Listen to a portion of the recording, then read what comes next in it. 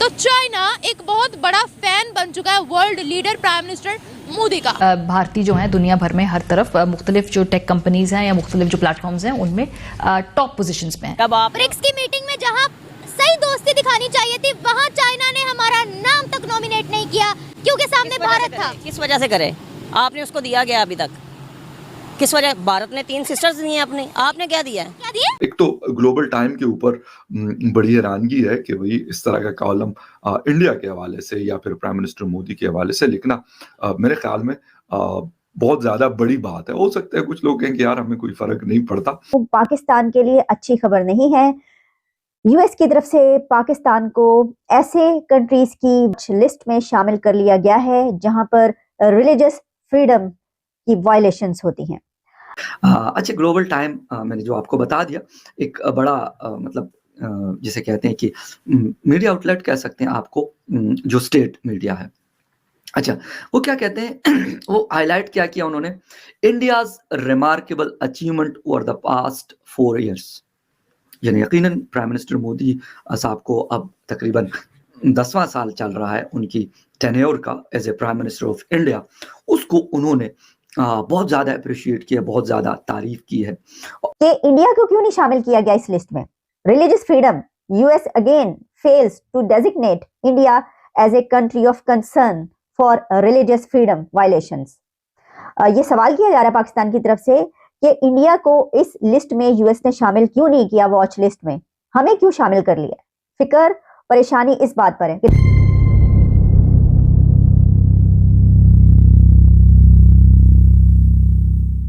नमस्कार दोस्तों, आमतौर पर भारत के खिलाफ बयानबाजी करने वाले चीन ने हाल के वर्षों में पहली बार भारत का लोहा माना है।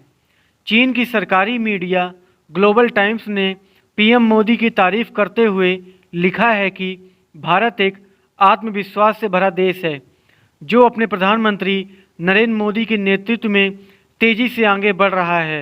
ग्लोबल टाइम्स में फूडन यूनिवर्सिटी के centre of south Asian studies के डायरेक्टर झांग जियाडोंग ने लिखा है कि भारत आर्थिक और सामाजिक विकास के साथ साथ कूटनीति के क्षेत्र में भी तेज़ी से आगे बढ़ रहा है।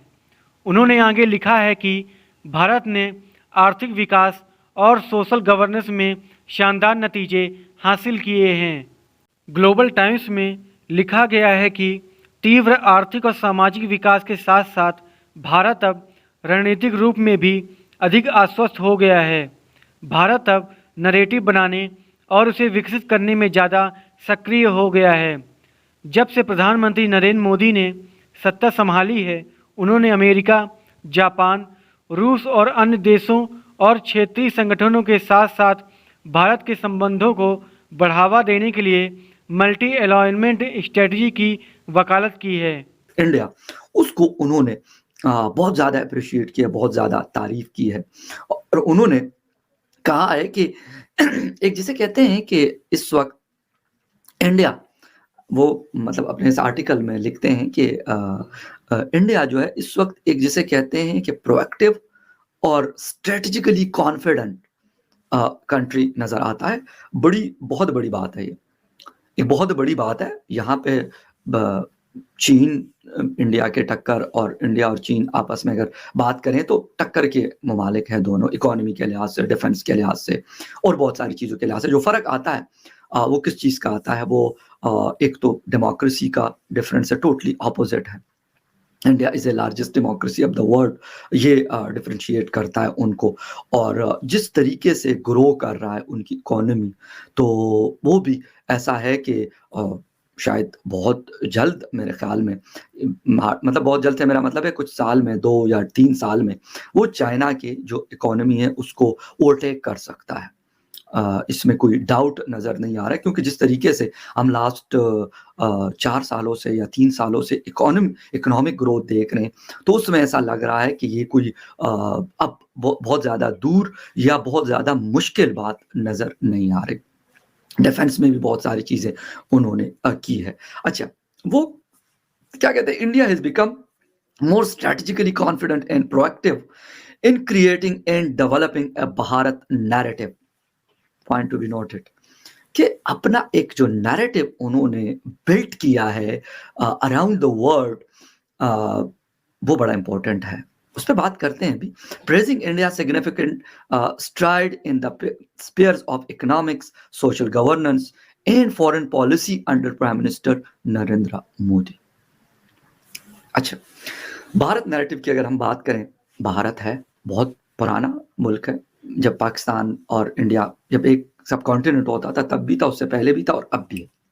अगर देखा जाए तो उस हवाले से जो भारत का जो नैरेटिव है, पहले भी दुनिया में हिंदुस्तान को एक बेहतर नज़र से देखा जाता था। बट जब हम टेन्योर की बात करते हैं कि पीएम मोदी ने जब से संभाला है ड्राइविंग सीट को 9 या 10 साल में, उन्होंने इसको जिसे कहते हैं कि उन्होंने गाड़ी को प्रॉपर होल्ड करके, चेक वेक करके, उसके व्हील शील, ऑयल गियर सब कुछ परफेक्ट करके, और उसको कहा कि चलो जी अब इसको हम मोटरवे पे या हाईवे पे चलाते हैं। उन्होंने चढ़ाई और फिर उन्होंने एक्सेलेरेटर दबाया।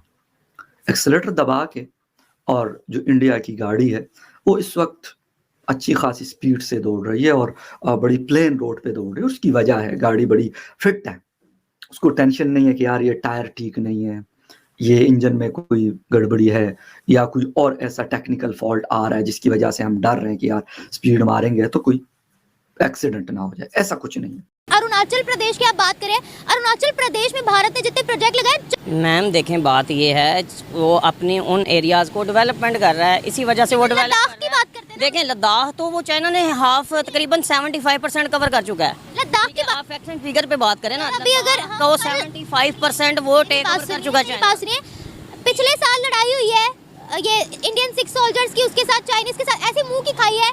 ताइवान तक ने अपने मेन स्ट्रीम मीडिया पर वो सारे क्लिप्स चलाए हैं कि बहुत अच्छी कुटाई की है भारत ने चाइना की। अभी पीछे क्या रह जाता है? लद्दाख की बात करते हैं, मैं आपको लद्दाख का वो दिखा देती हूँ कि लद्दाख में कितनी डेवलपमेंट है। इंडिया लद्दाख में जो डेवलपमेंट किया है वो चाइना ने किया है, वो अपनी साइड पे किया है। भारत के लद्दाख में भी बहुत डेवलपमेंट है। ना मैं भारत को ऑन कर रहा हूँ, ना मैं चाइना को ऑन कर रहा हूँ, सीधी सी बात है। लेकिन जो फैक्ट्स एंड फिगर हैं, चाइना ने जो डिस्प्यूटेड एरिया था वो काफ़ी हद तक कवर करने में उसको कामयाब रहा है। लद्दाख को पूरा क्यों नहीं हासिल कर पाया फिर? आहिस्ता आहिस्ता ही है।